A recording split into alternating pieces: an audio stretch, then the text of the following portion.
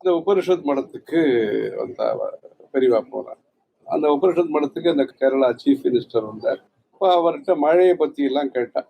அந்த இடவப்பாதி அப்படின்னு சொல்லி மழையெல்லாம் ஆரம்பிச்சுட்டா, ரிஷப மாசம் மேஷம் ரிஷபம் வைகாசி 15 தேதிக்கு அப்புறமா அங்க ஆரம்பிக்கிற மழைகளை பத்தி எல்லாம் கேட்டார்.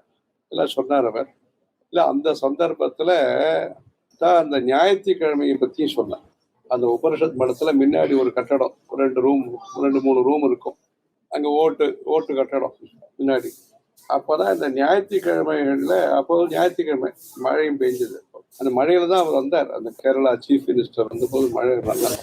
ஞாயிற்றுக்கிழமைகள்ல எதுக்காக அவ சாயங்காலத்துக்கு மேல ஒன்றும் எடுத்துக்கிறது இல்லை அப்படிங்கிறத பத்தி சொன்னார்.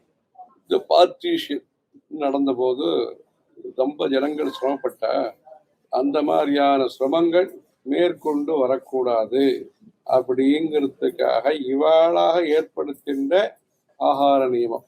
ஏற்கனவே சிவராத்திரி நவராத்திரி எல்லாம் அந்த மாதிரி தான் பண்ற பிரிவா தேசத்தினுடைய நன்மைக்காக சமுதாயத்துல சுமூகமாக இருக்கணும், சௌஜன்யமா இருக்கணும், சண்டை சச்சரவு கூடாது, உபதிரவங்கள் கூடாது, ஹிம்சை கூடாது, ஜனங்களுக்கு பாதிப்பு இருக்கக்கூடாதுங்கிறதுக்காக அந்த ஞாயிற்றுக்கிழமைகள்ல அது மாதிரி நிறைய புதுப்பிரிவா கேம்ப்லயும் நம்ம பார்த்துருக்கோம். குஜராத்ல ஒரு கேம்ப் இப்ப சொன்னேன், ஏதோ சரி ஏதோ கழுவப்பள்ளியே என்ன ஏதோ அமாவாசை பலகாரம் அந்த மாதிரி எல்லாம் கழுவப்பட்டிருக்கோம், இது என்ன புதுசா இருக்கே நினைச்சிருந்தோம். அப்போ காரணம் அப்புறமா தான் புரிஞ்சுது.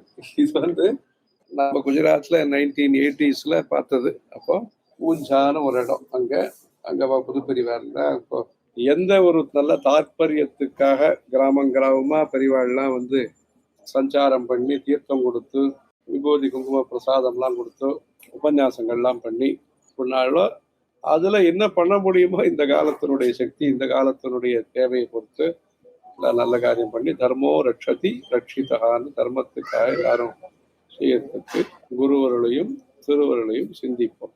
ஹர ஹர சங்கர, ஜெய ஜெய சங்கர்.